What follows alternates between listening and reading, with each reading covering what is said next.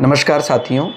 एक अध्यापक, एक शिक्षक जो बहुत ही अच्छे तरीके से सामने वाले को समझा सकता है, उसमें कौन कौन से भाव ग्रह मुख्य भूमिका निभाते हैं।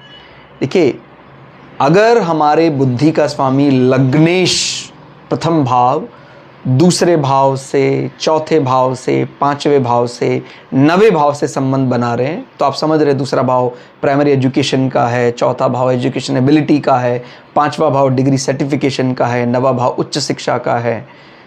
तो व्यक्ति अपने आप को बहुत बढ़िया तरीके से एक्सप्रेस कर सकता है। और चंद्रमा क्योंकि मन का कारक है, तो चंद्रमा का भी संबंधित भाव में बैठना व्यक्ति को बहुत अच्छा मेंटर बनाता है, बहुत अच्छा गुरु बनाता है। वो बहुत अच्छी दिशा दिखा सकता है आपको, क्या करना चाहिए, नहीं करना चाहिए, आपके प्रश्नों का सही उत्तर देने में ऐसा व्यक्ति सक्षम होता है।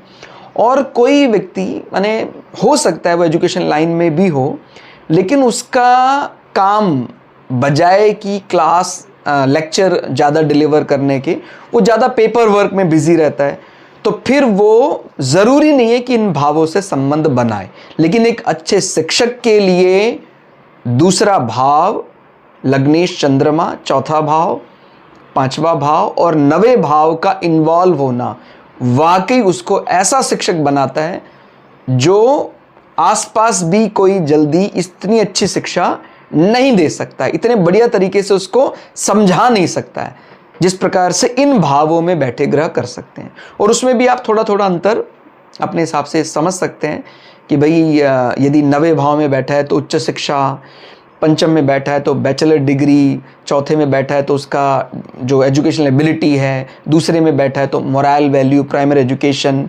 तो इस प्रकार से एक शिक्षक की प्रमुख जो भूमिका है वो इन भावों से देखी जाती है।